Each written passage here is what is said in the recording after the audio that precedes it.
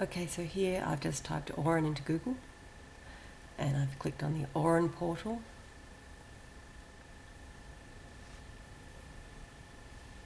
And I'm already logged in, so you'll need to find University of Melbourne, whichever is your organisation.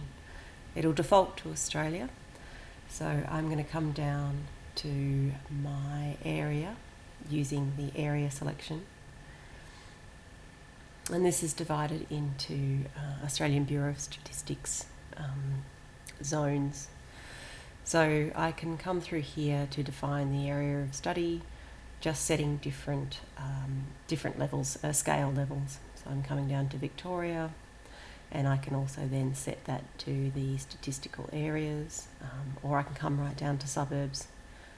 For us, it doesn't matter which year we use as the aggregation year. We're just going to use, it just doesn't matter because we're not doing any correlations at this point. Once I'm zoomed into that kind of an area, I can come over to the right-hand side and go to my bounding box. But what I want to do first is set my bounding box to select current view, just so that it doesn't go back out to the full Australian extent.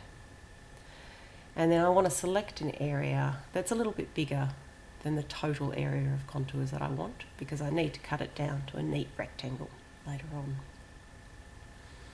So that's my bounding box. Now I can come over to the data cart, and what I'm going to put into the keyword search is contours.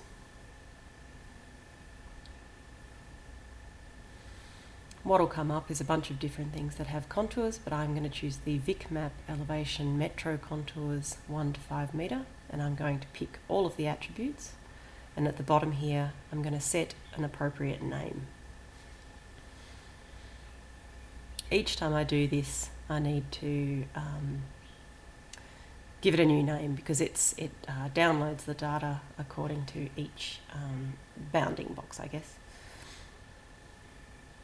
Then I can come under the spanner again, and I can download SHP file.